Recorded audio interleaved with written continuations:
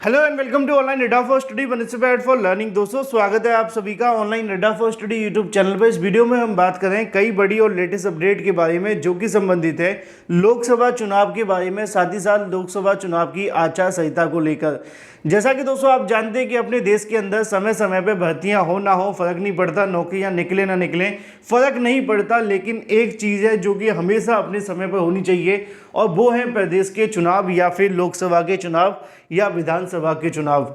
फिलहाल एक बार फिर से चुनावी आचार संहिता को लेकर बात करेंगे। 25,000 यूपी टीजीटी बीजीटी, इसके अलावा 51,112 पदों पर नई प्राइमरी शिक्षक भर्ती, एलटी प्रवक्ता, इसके अलावा खंड शिक्षा अधिकारी को लेकर बात करें। वीडियो को आप लाइक कर दें, उससे पहले चैनल को सब्सक्राइब करके बेल आइकन को दबा लें जिससे कि आपको रियल ऑथेंटिक जानकारियों के नोटिफिकेशन सबसे पहले मिलते रहें। शुरुआत करते हैं सबसे पहली अपडेट के बारे में।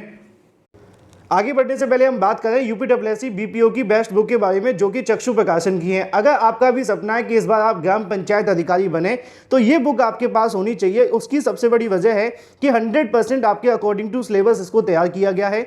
25 से ज़्यादा आपको प्रैक्टिस सेट देखने के लिए मिलते हैं, प्लस आपको 2450 से ज़्यादा बहुविकल्पीय क्वेश्चन भी। साथ ही साथ जो भी क्वेश्चन आपको दिए जा रहे हैं वो सभी मोस्ट एक्सपेक्टेड हैं आपकी परीक्षा में आने के लिए, जैसा कि आप लोग अपनी स्क्रीन पर देख सकते हैं। साथ ही साथ सभी क्वेश्चन की आपको सटीक उत्तरमाला और उस उत्तरमाला के साथ सभी उत्तर का व्याख्यात्मक हल भी दिया जाता है। इस बुक के साथ अगर आप प्रिपरेशन करते हैं तो आपके सिलेक्शन के जो चांसेस हैं 100% हैं। तो इस बुक को परचेस करने के लिए मैंने आपको लिंक अमेजॉन और फ्लिपकार्ट के दोनों को वीडियो की डिस्क्रिप्शन में दे रखा है। आप चाहें तो वहां से परचेस कर सकते हैं, या फिर अगर आप इस बुक को परचेस करना चाहते हैं अपने नज़दीकी स्टोर से तो किसी भी नज़दीकी स्टोर से जाकर भी ले सकते हैं। अधिक जानकारी के लिए लिंक वीडियो की डिस्क्रिप्शन में है। अभी परचेस करें बेस्ट प्रिपरेशन के लिए। और सबसे पहली जो अपडेट आपको देखने के लिए मिलती है वो है लोकसभा चुनाव और साथ ही साथ चुनावी आचार संहिता के बारे में। बहुत सारे अभ्यर्थी इस बात को लेकर बहुत ज़्यादा चिंतित और परेशान रहते हैं क्योंकि लोकसभा चुनाव और लोकसभा चुनाव की जो आचार संहिता है वो निश्चित तौर पे भर्तियों के लिए काफ़ी ज़्यादा खतरनाक साबित होती है, क्योंकि समय समय पे जो भर्तियां जैसे तैसे लटकी होती हैं या जिनकी विज्ञापन जारी होने की उम्मीद बनती है उसी समय प्रदेश के अंदर चुनाव आ जाते हैं। और इसका सबसे बड़ा जीता जागता उदाहरण है उत्तर प्रदेश के अंदर पिछली बार विधानसभा के चुनाव। जब पिछली बार सीएम योगी आदित्यनाथ को लेकर चुनाव देखने के लिए मिले थे, उसी समय पर जो तत्काल बेसिक शिक्षा मंत्री थे उनके माध्यम से एक अनाउंसमेंट की गई थी 17,000 प्राथमिक शिक्षक भर्ती को लेकर। 17,000 प्राथमिक शिक्षक भर्ती की उस समय की अनाउंसमेंट इस प्रकार गायब हो गई जैसे कि गधे के सिर पे से सींग, क्योंकि चुनाव हो जाने के बाद ना तो शिक्षा मंत्री वापस आए और ना ही उनके द्वारा की गई घोषणा की शिक्षक भर्ती।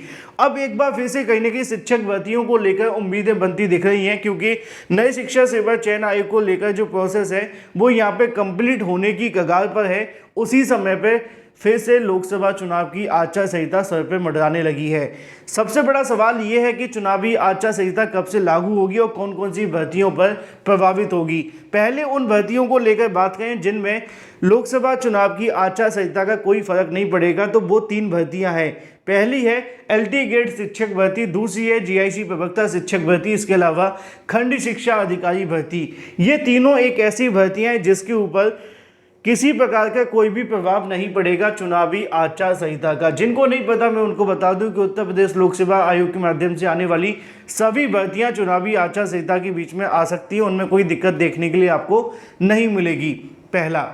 दूसरा, अगर बात की जाए तो यूपीडब्ल्यूएससी बीपीओ को लेकर ये भर्ती कहीं ना कहीं यहाँ पे इसके बीच में आ सकती है, लेकिन मुद्दे की और महत्वपूर्ण बात यह है कि इस मामले पे आज एक बैठक देखने के लिए मिली है आयोग के अंदर, और बैठक में जो डिसीजन लिया गया है उसको फिलहाल होल्ड पे लगा दिया गया है। आयोग का कहना है कि इस मामले पे कल और थोड़ा सा डिस्कशन करने के बाद इस मामले पे क्लियर करेंगे बीपीओ के एग्जाम को लेकर। तो जो अभ्यर्थी इसके एग्जाम के लिए इंतजार कर रहे हैं वो इंतजार करें, आज जो बैठक देखने के लिए मिली है उसके बाद जो भी अपडेट निकलेगी। ठीक है, तो फिलहाल लोकसभा चुनाव की जो भर्तियां हैं, लोकसभा चुनाव की वजह से जो आचार संहिता लगने वाली है उस पर ये तीनों भर्ती पूरे तरीके से साफ हैं।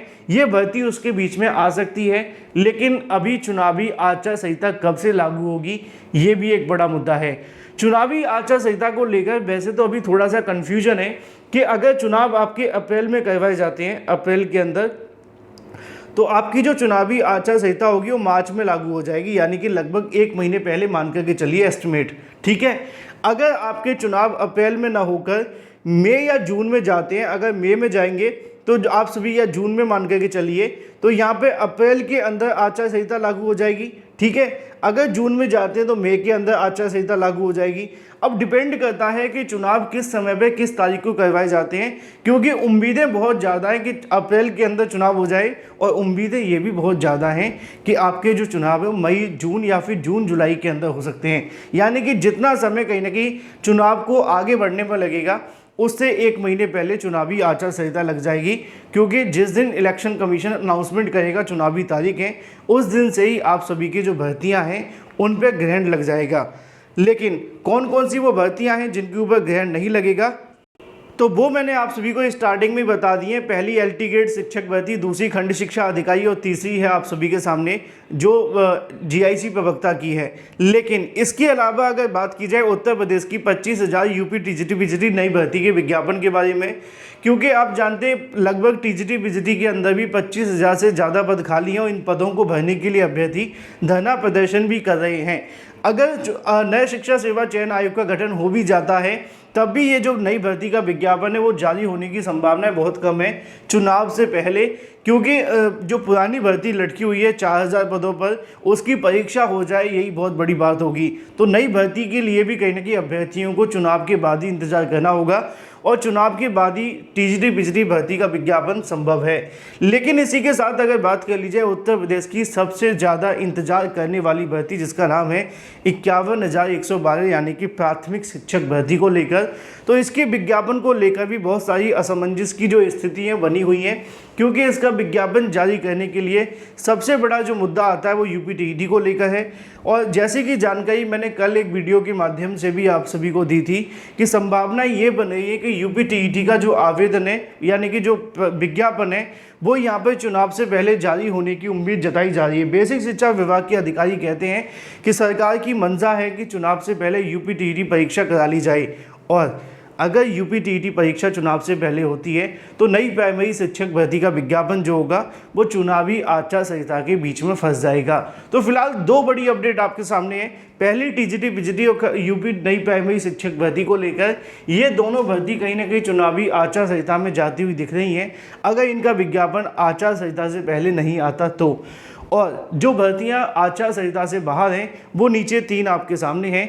निश्चित तौर पर ये चुनावी आचार संहिता कई भर्तियों को थोड़ा डिले कर देगी, लेकिन ये साल भर्तियों के लिए काफ़ी ज़्यादा महत्वपूर्ण है, चाहे वो एलटी ग्रेड शिक्षक भर्ती प्रवक्ता की हो, या खंड शिक्षा अधिकारी की, या उत्तर प्रदेश की नई प्राइमरी शिक्षक भर्ती, या टीजीटी पीजीटी।